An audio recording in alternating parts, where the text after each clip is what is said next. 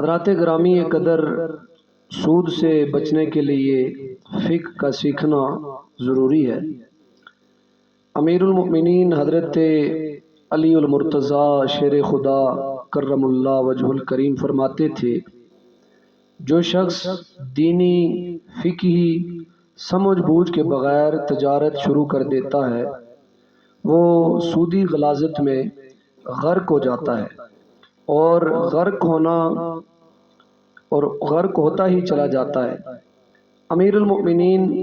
حضرت عمر رضی اللہ تعالیٰ عنہ فرماتے تھے، ایسے لوگ ہماری مینڈیوں میں مت کاروبار کرے جو دینی فقہی سمجھ بوجھ نہیں رکھتے اور نہ ہی ماپ تول پورا کرتے ہوں۔ حضرت عبد الرحمن بن ثابت رضی اللہ تعالیٰ عنہ سے مروی ہے، جب لوگ 4 چیزوں کو حلال سمجھنا شروع کر دیں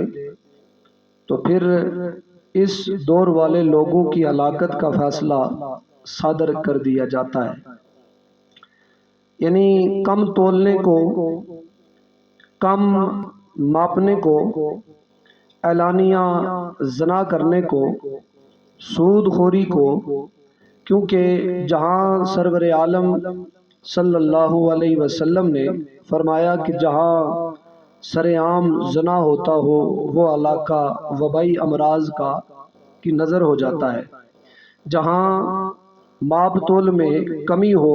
وہاں بارشوں کا سلسلہ منقطع ہو جاتا ہے، اور جہاں سود ڈیرے ڈال لے وہاں تلوار نیام سے باہر نکل آتی ہے۔ اسی طرح حضرت عبیدہ بن محاربی رضی اللہ تعالیٰ عنہ فرماتے ہیں، امیر المؤمنین حضرت علی المرتضیٰ کرم اللہ وجہ الکریم کے پیچھے پیچھے بازار میں جا رہا تھا، میں نے دیکھا کہ آپ رضی اللہ تعالیٰ عنہ نے کوڑا پکڑا ہوا ہے، اور آپ وہ کوڑا ہاتھ میں لے کر دیکھ رہے ہیں ہر دکان، ہر بازار میں کہ کون ماپ تول میں کمی پیشی کر رہا ہے۔ اگر نظر پڑ جاتی جو کمی پیشی کر رہا ہے اس کو، تو حضرت علی المرتضیٰ کرم اللہ وجہ الکریم اسے پکڑ لیتے اور پکڑ کر اسے کوڑے مارتے اور حکم دیتے کہ پورا پورا تولو۔ حضرات گرامی اگر حضرت عبداللہ بن عباس فرماتے ہیں، اگر گروہ عجم 2 ایسے معاملات تمہارے سپرد ہوں جن میں کوتاہی کے سبب گزشتہ قومیں ہلاک ہو گئی، وہ معاملات ماپ تول کے تھے۔ حضرات گرامی قدر، آج کل تجارت بندہ اسلامی طرز پر نہ کرتا ہے، نہ اس کے پاس اسلامی طرز پر وہ معاملات ہیں۔ سود خوری عام ہے اور ماپ تول میں اسی طرح کمی پیشی ہے۔ رحمت عالم حضور نبی کریم صلی اللہ علیہ وسلم کا ارشاد گرامی ہے، لوگوں پر ایک ایسا زمانہ آئے گا کہ سود کھائے بغیر کوئی شخص بھی نہیں ہوگا۔ عرض کیا گیا، یا رسول اللہ صلی اللہ علیہ وسلم، کیا ہر شخص سود کھائے گا؟ میرے کریم آقا علیہ الصلاۃ والسلام نے ارشاد فرمایا، جو نہ کھائے گا اس تک سود کی غبار ضرور پہنچ جائے گی۔